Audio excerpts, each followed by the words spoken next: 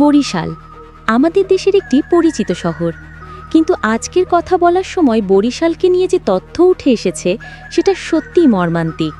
হ্যাঁ, আপনি ঠিকই শুনেছেন, বরিশাল এখন বউ পেটানোর শীর্ষস্থান হিসেবে পরিচিত হয়ে উঠেছে। কেন?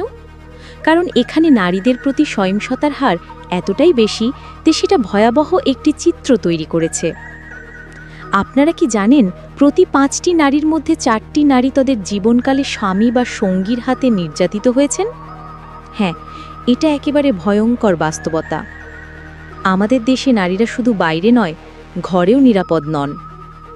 ঘর, যেটা আমাদের সকলের জন্য নিরাপত্তার জায়গা হওয়ার কথা, সেই ঘরেই নারীরা শিকার হন অমানবিক সহিংসতার। এবং এই সহিংসতা কোনো অজানা জায়গায় নয়, বরং তাদের আপনজন, স্বামী বা সঙ্গীর হাতে।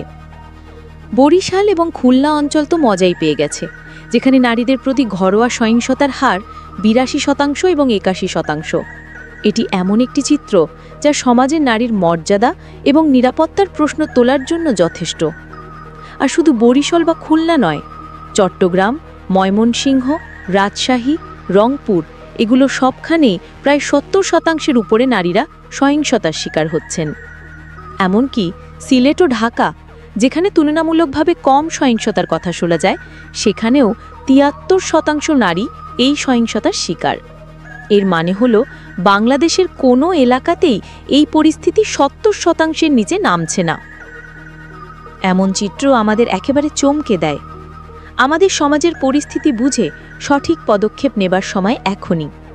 নারীর নিরাপত্তা, মর্যাদা এবং অধিকার, এই 3টে মৌলিক বিষয় আমাদের সকলকে গুরুত্ব দিয়ে ভাবতে হবে। আর যদি আমরা সবাই মিলে একে একে এসব সমস্যার সমাধান না করি, তবে আমাদের সমাজ কেমন হবে সেটাই তো ভাবনাযোগ্য।